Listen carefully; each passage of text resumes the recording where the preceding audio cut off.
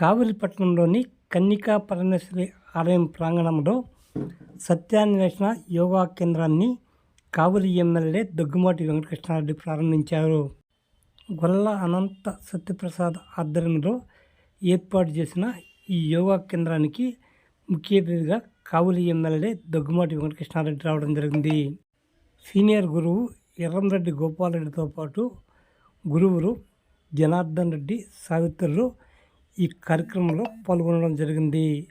ఈ సందర్భంగా కావలి ఎమ్మెల్యే దగ్గుమాటి వెంకటకృష్ణారెడ్డిని ఘనంగా సన్మానించడం జరిగింది.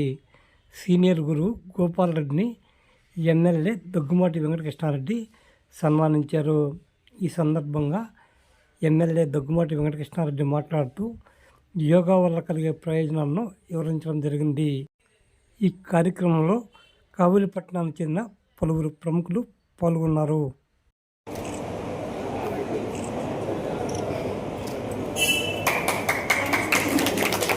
గురుపూర్ణం సందర్భంగా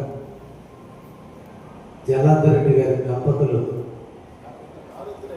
వాళ్ళ గురువుని మన అందరికీ పరిచయం చేయాలి, మనందరికి దగ్గరికి తీసుకొచ్చి ఈ రోజున వారి గురువు యొక్క శుశ్రూష చేసుకునేందుకు, గురువు గారిని ఆహ్వానించినందుకు ప్రత్యేకంగా దంపతులిద్దరిని కూడా అభినందిస్తూ,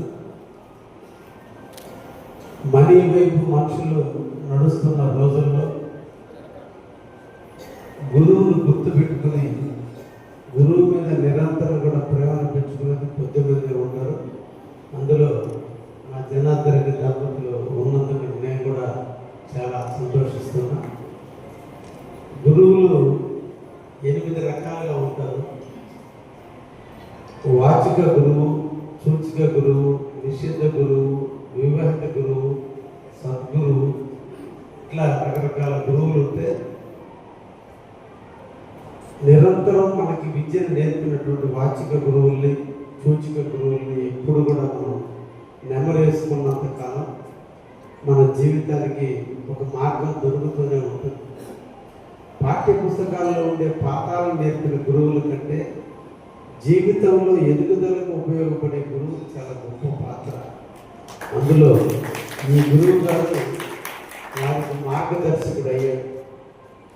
వారు చదివిన చదువు రకరకాల అభిరుచులతో ఎదిగినప్పటికీ కూడా జీవితంలో సెటిల్ అయ్యే దానికి సూచించేటువంటి సూచిక గురువే అన్నిటికంటే చాలా గొప్ప గురువు.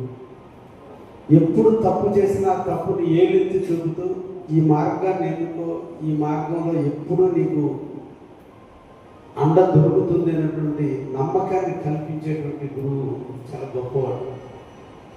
అంటే తల్లి తండ్రి మాట నేర్పుతారు, నడక నేర్పుతారు. విద్యను అభ్యసించే దగ్గర నుంచి కూడా ఆద్యంతం మన జన్మ కడతారి వరకు కూడా ప్రతి సందర్భంలో మన గురువు అవసరం ఉంటుంది. ఆ గురువు ఫ్రెండ్ అయి ఉండొచ్చు, లేదంటే మిత్రుడై ఉండొచ్చు. పుస్తకాల్లో పాఠాలు చెప్పే గురువే కాదు, ఎప్పుడు సలహాలు ఇచ్చే ప్రతి ఒక్క వ్యక్తి కూడా గురువు. అందుకనే మనం ఎప్పుడైనా సత్సంగంలో మంచి వ్యక్తిని ఒక్కడిని పక్కన పెట్టుకుంటే ఆ వ్యక్తి వల్ల మన జీవితం ఒక శిల్పంగా మారడానికి అవకాశం ఉంటుంది అనేది మన వివేకానందుడు చెప్పినటువంటి సూక్తి. అంటే ఒక మంచి వ్యక్తితో స్నేహం చేసిన, ఒక మంచి వ్యక్తిని మన గురువుగా ఆస్వాదించుకుంటే ఆ గురువు యొక్క గొప్పతనం ఏంటి అనేది వివేకానందుడికి చెప్పినటువంటి ఒక విషయాన్ని ఇక్కడ ఈ సందర్భంలో మీ అందరికీ కూడా గుర్తు చేయాలి. నారద మహాముని విష్ణువు దగ్గరికి వెళ్ళి రకాలైనటువంటి లక్షణాలను ఒక్క మిత్రుడు మనకు తోడుంటే మన జీవితం ఎప్పుడు కూడా గాడి తప్పకుండా ఉన్నతమైన స్థాయికి వెళ్తుంది. అటువంటి గొప్ప వ్యక్తిత్వం ఒక గురువులను ఉంటుంది.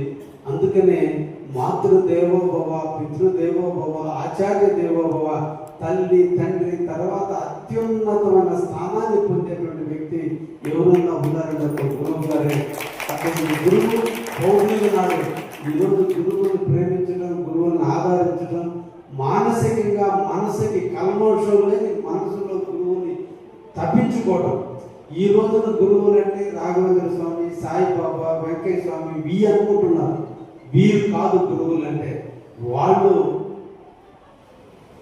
వేరే దైవాంశను పొంది మనిషి జన్మగా పుట్టి మనిషి జన్మగా తిరిగి మనందరి ముందు తిట్టి మనలో ఉన్నటువంటి ఇంద్రియాలన్నింటినీ తొలగిస్తూ నిరంతరం మనలో మార్పులు తెస్తూ మరో జన్మకు కారకులైనటువంటి వాళ్ళు అవధూతలు వాడు. కానీ నిజమైనటువంటి మనిషి జన్మలో మన పక్కనే ఉంటూ మంచి సలహాలు ఇచ్చేటువంటి వాళ్ళే గురువులు. వాళ్ళందరూ మనం స్మరించుకున్నా మన జీవితానికి ఒక ధన్యత ఏర్పడుతుంది. అటువంటి పౌర్ణమి నాడు మనకి పాఠాలు చెప్పిన గురువులు కావచ్చు, సలహాలు చెప్పిన గురువులు కావచ్చు. ఒక నది ప్రవాహం కొట్టుకుపోతున్నప్పుడు దాన్ని ఆనకట్ట కడితే ఆ ప్రాంతం సస్యశ్యామం ఎంతవుతుందో కొట్టుకుపోతున్న మన జీవితానికి అడ్డు కట్టేస్తూ ఒక మంచి సలహా ఇచ్చి మన ఉన్నత స్థాయికి దారి చూపిన ప్రతి మిత్రుడు కూడా ఒక గురువుతో సమానం. అటువంటి వాళ్ళందరినీ కూడా నెమ్మది వేసుకోవడానికి మన సనాతన ధర్మంలో కూడా ఒక పౌర్ణమి నాడు, పౌర్ణమి అంటే నిండు వెన్నెల, అటువంటి నిండు మనసున్నటువంటి మనసుని, నిర్మలమైన మనసుని వెన్నెల పోయి తెలుగుకి చిహ్నం అంటే మన మనసు కూడా నిర్మలమైన మనసుతో, నిర్మలమైన మనస్తత్వంతో ఎదుగుతూ ఆ గురువుని పూజించుకునే విధంగా ఈరోజు ఈ కార్యక్రమాల్లో స్వీకారం చెప్పడం నిజంగా మన సనాతన ధర్మం, మన హిందూ ధర్మం యొక్క గొప్పతనం. అలాగే మా అమ్మవారి దేవస్థానం ఆలయ కమిటీ సభ్యులు, గౌరవాధ్యక్షులు అందరూ మేము ఇక్కడ యోగా చేసుకుంటామని అడగగానే వాళ్ళు మా ఒక్కని మంచి కార్యక్రమం జరపండి, 10 మందికి ఉపయోగపడేదని అవకాశం ఇచ్చినందుకు వాళ్ళందరికీ సభాపూర్వకంగా ధన్యవాదాలు తెలియజేస్తున్నాను. మన ఎమ్మెల్యే గారు సేవా కార్యక్రమాల్లో భాగంగా 10 సంవత్సరాల క్రితమే వారు 10 మందికి ఆరోగ్యాన్ని అందించాలనే అభిప్రాయంతో మన జనార్దన్ రెడ్డి గారు గురూజీ గారిని, సావిత్రి గురూజీ గారిని ఆమెకు పరిచయం చేసి ఆ రోజు నుంచి ఈ రోజుకి వారు అదే వృత్తిలో ఉండేలాగా 10 మందికి ఉపయోగపడేలా చేసినందుకు మన ఎమ్మెల్యే గారు మరీ ధన్యవాదాలు తెలియజేస్తున్నాము.